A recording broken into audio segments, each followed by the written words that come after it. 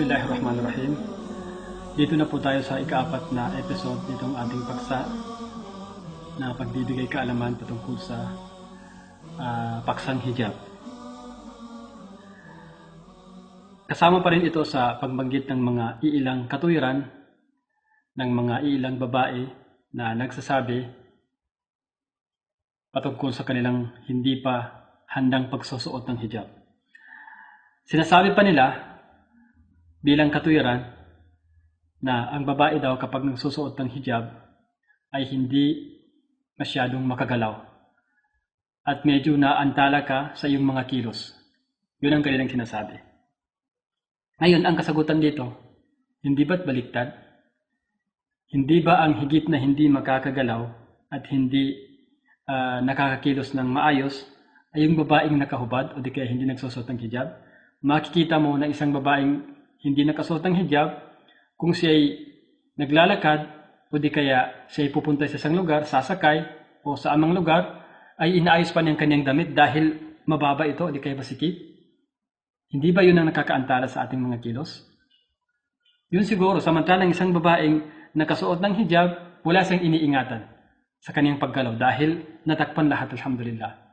Pero ang babaeng hindi nakasuot, masyadong masikip o di kaya nakikita ang ilang bahagi o di kaya parte sa kanyang katawan, kapag siya sumasakay, kapag siya pupunta sa isang lugar, ay iniingatan pang kanyang sarili. Dahil nakikita Yun ang bunga ng hindi pagsusuot ng hijab. So baliktad. Baliktad ang pagsasabi na ang pagsusuot ng hijab ay hindi ka masyadong makagalaw. Bagkus ang hindi makakagalaw ng maayos, hindi makakilos ng maayos, ay ang babaeng hindi nagsusuot ng hijab dahil sa kanyang pag-iingat ay iniingatan ng kanyang sarili. Iniingatan na baka makita ang bahagi o ang mga iilang parte sa kanyang katawan. Lipat naman tayo sa lalaki. Kapag nakita ng isang babaeng hindi nakasuot ng tamang hijab, ano ang mangyari sa lalaki? Isipin niya to. Papasok sa kanyang isip. Hanggang sa ito'y makakaantala sa kanyang ginagawa. Yun na ang bunga ng hindi pagsusuot ng hijab. Samantala kapag ito'y nakasuot, walang habol ang lalaki dahil hindi niya ito nakikita at wala sa kanyang kaisipan. So ang katuwirang nagsasabi na ang pagsusuot ng hijab ay nakakaantala sa ating kilos, ito'y kabaliktaran. Ito'y kabaliktaran. Sinasabi pa nila bilang katuwiran na ang hijab na tunay ay nasa puso. Ang tunay na hijab, pagsusuot ng hijab, ay nasa puso, hindi sa pananamit at hindi sa sinusuot ng isang tao, ng isang babae. Yun ang kanilang sinasabi.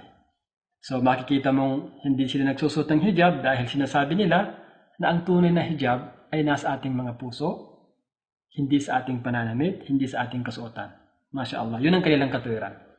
So bilang sagot sa katuwiran na ito'y malinaw na kontra sa nabanggit ng Propeta Muhammad sallallahu alaihi wasallam sa kanyang hadith na ang kanyang sinasabi, ala wa inna fil jasadi mudghatan idha saluhat saluhal jasadu kullu.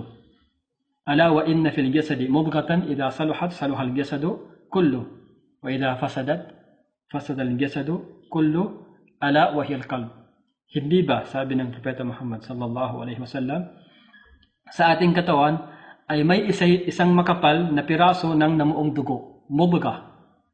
Sabi niya kapag ito ay naging maayos, walang problema dito, lahat ng ating katawan ay magiging ayos din. Walang magiging problema. Pero kapag ito'y sira, lahat ng ating katawan, lahat ng ating katawan na nakikita ay sira din.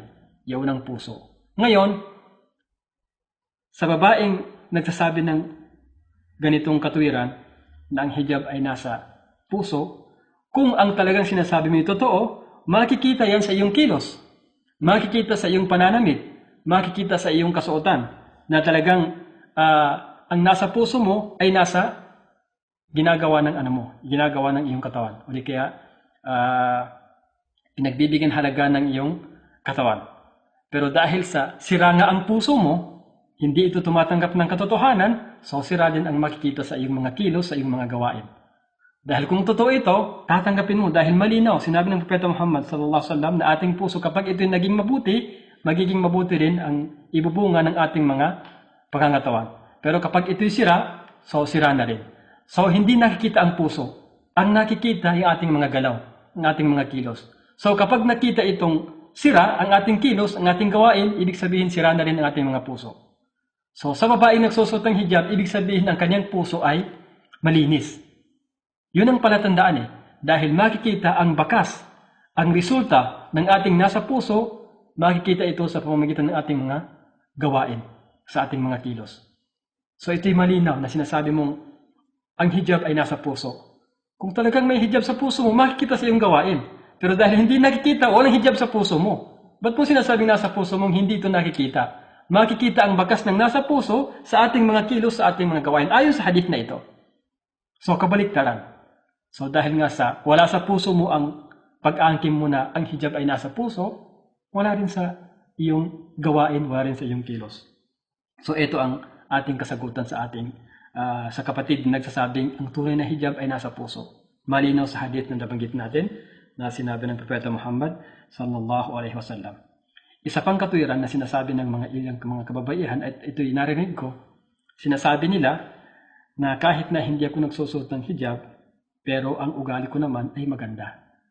Mas mabuti ng taong ito, ako sabi niya, na hindi nagsusuot ng hijab, kaysa babaeng nagsusuot ng hijab, makikita mo ang ugaling ito, ang ugali niya, ang nagsusuot ng hijab ay napakasama. Yun ang kanyang sinasabi. Ang kanyang sinasabi, kahit na hindi daw nagsusuot ng hijab, pero maganda naman ang ugali. Ang nagsusuot ng hijab ay hindi magandang ugali, kaya mas mainam siya.